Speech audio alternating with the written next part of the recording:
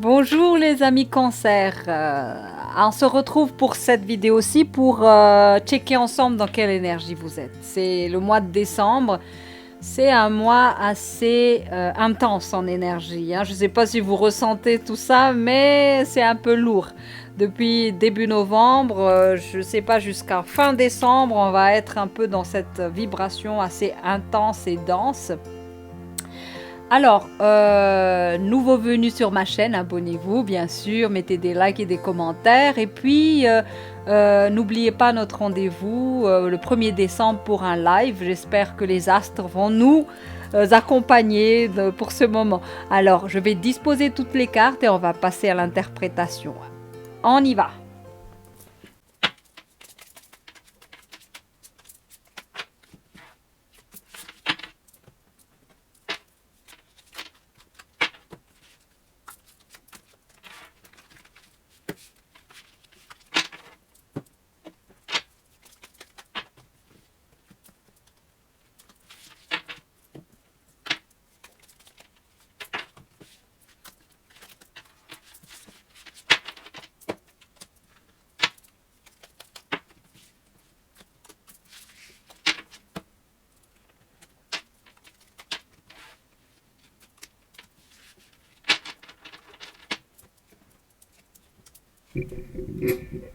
Micro, voilà, c'est parti. Alors, de quoi il s'agit pour vous ici, pour ce mois de décembre? Ah, idée mélancolique. Alors, ça peut arriver à tout le monde, hein. Tout le monde est passé par là, des moments nostalgiques, des moments où on est un peu plongé dans cette... Et c'est vraiment au début de l'hiver qu'on vit ça habituellement. Donc ça ne m'étonne pas que on ait cette carte-ci, parce que c'est le moment où on sent que le froid nous ralentit. On a envie d'être devant le cheminée, sous la couette, sous la couverture ou les plaids. Mais après, quand on en voit un peu de la musique, un peu nostalgique, et puis là, on commence à penser au bon vieux temps, aux souvenirs. C'est un peu ça. Des idées mélancoliques un peu. Ça peut être intéressant, hein, de vivre ça de temps en temps. Mais si vous vous glissez et vous vous laissez aller dans ça, ça va virer à la tristesse et un peu une, une, un début de déprime un peu comme ça. Donc faire attention, ne pas se glisser et laisser embarquer dans ça. Ensuite, deuxième carte, mauvaise base de départ. Dis donc, on va pas... C'est un peu la notion du temps que je relève ici, hein. Mauvaise base de départ, c'est quoi? On part... c'est le glissement que je viens de vous dire, hein. On laisse s'installer à long terme, pendant un long moment, cette base mélancolique, un peu tristounet. Ça commence par des petites quoi, des petites frustrations. Après, ça grossit parce qu'on ne fait rien, on fait rien pour arrêter ça, hein.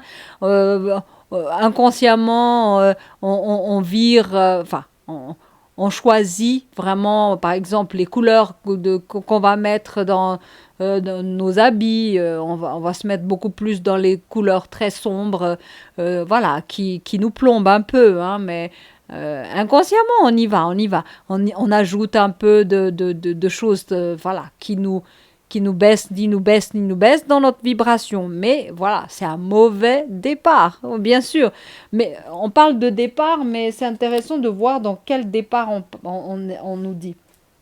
Alors, l'homme, ça peut être vu d'une façon globale, hein, mais ici, quand je vais lire la carte de façon horizontale, donc sur la base, ça veut dire que ça s'adresse à certains hommes, hein, euh, qui ont cette mauvaise habitude de se mettre dans un état un peu mélancolique.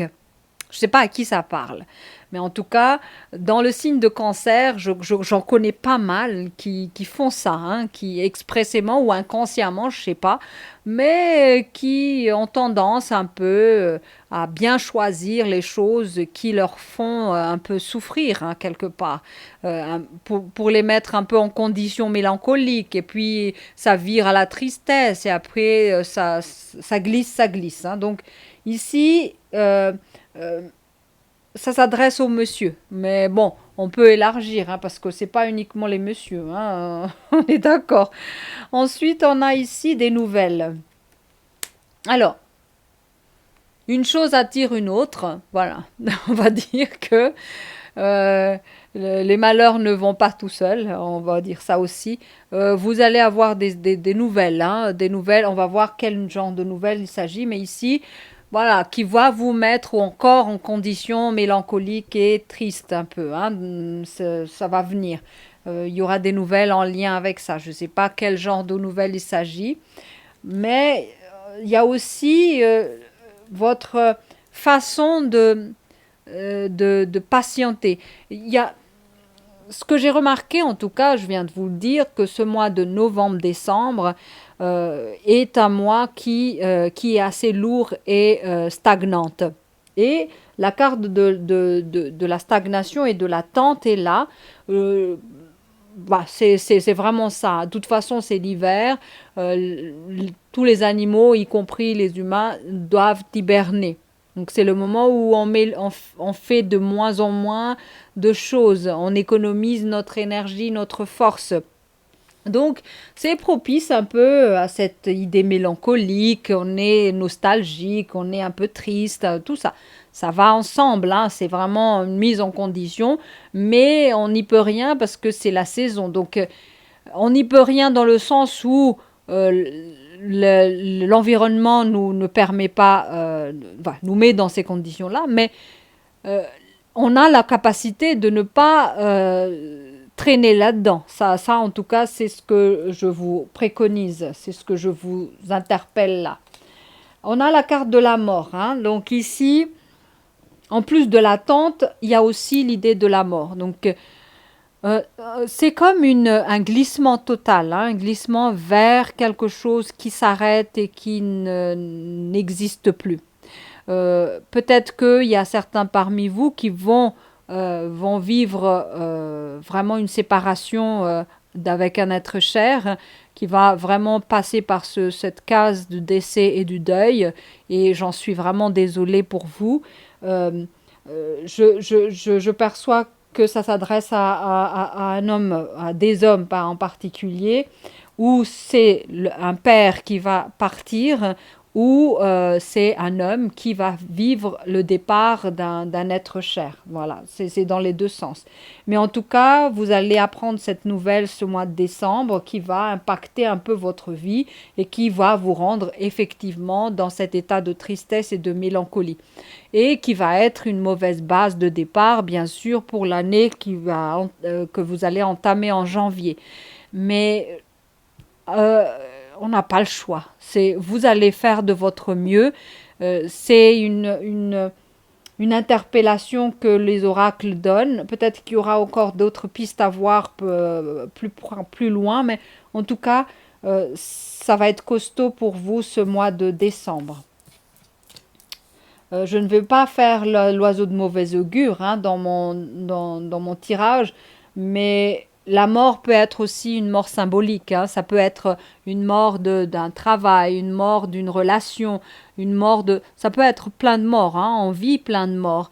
La séparation, l'éloignement, la rupture d'une amitié, tout ça. Ça peut être interprété symboliquement comme une mort, hein. Ici, on a un compromis, une conciliation, une négociation. Euh, Pourquoi négocier? Pourquoi? Moi, je vois juste la main tendue. L'empoignade, ça veut dire que vous serez soutenu. Dans cette situation, vous ne serez pas seul.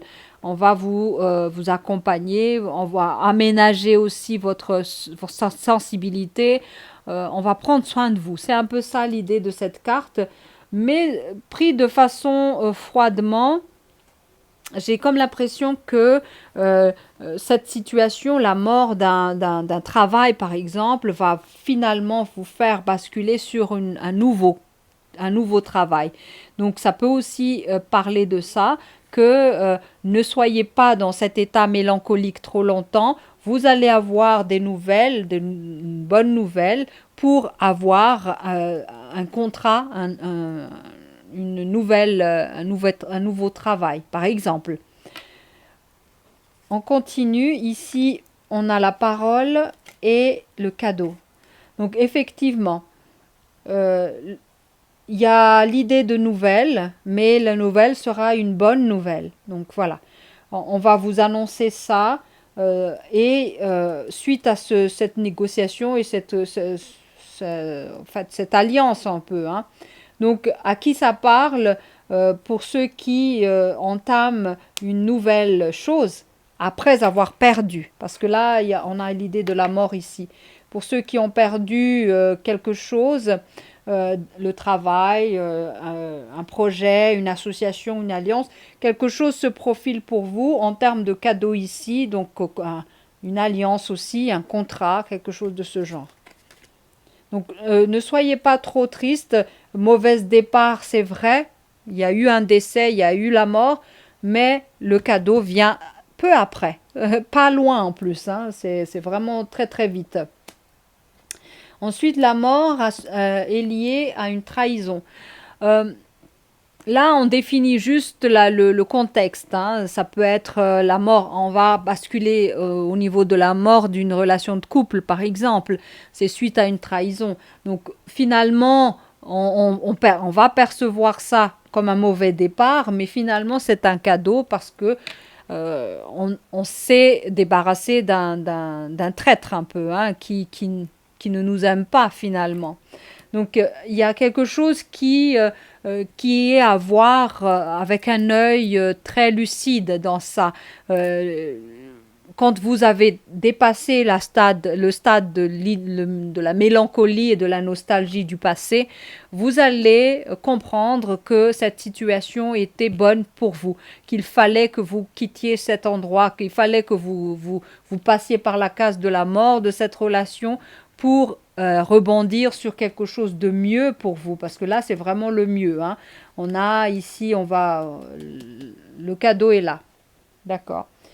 Sans compter que on a quand même la carte de l'attente. Donc je pense que je vais réviser ce que j'ai dit tout à l'heure parce que je suis allée dans la précipitation. Peut-être que le cadeau va arriver à la suite de quand vous aurez dépassé ce stade de la mélancolie. Ouais, voilà, ouais, on va dire ça.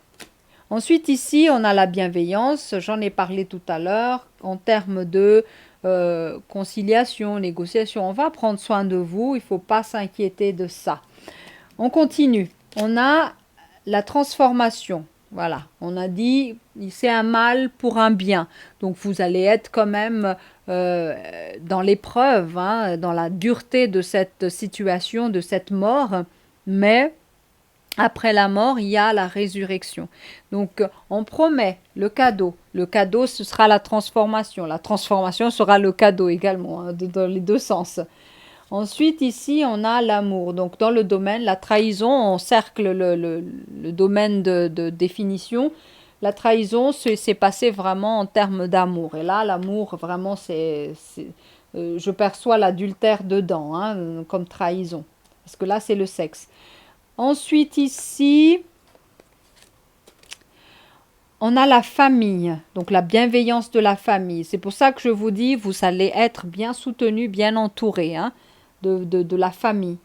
On a également ici la cage dorée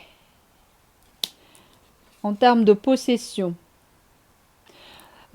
Ça vient juste confirmer en termes de relations amoureuses assez compliquées. Là, c'est en même temps, vous avez subi la trahison, mais on vous dit que cette relation était finalement une relation de possessivité, de possession. Vous étiez peut-être avec une personne très jalouse et que finalement vous a enfermé dans une cage dorée. Mais en même temps, on vous laisse dans la cage, mais monsieur ou madame vous trahit à côté. C'est un peu ça l'image que je vois avec ces trois cartes: trahison, cage dorée et amour. Hein. Ensuite, on a ici quoi? On a la culpabilité, l'autopunition, la mortification.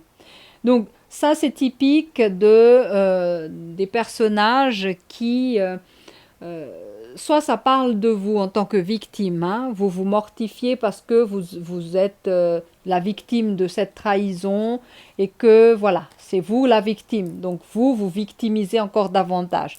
Et on appelle les idées mélancoliques et on n'arrive pas à dépasser cette phase, on patauge là-dedans pendant plusieurs mois. C'est dangereux pour vous. Soit ça, soit on est là face à un personnage qui vous met dans une cage, vous trahit et vous joue le scénario de la culpabilité. Je suis désolée, je ne referai plus et tout ça, mea culpa, mais ça ne change rien parce que le mal est fait déjà pour vous. Cette blessure va être difficile à cicatriser, mais à partir de là, une fois que la confiance est brisée, c'est difficile, hein, c'est difficile de rebondir à travers ça.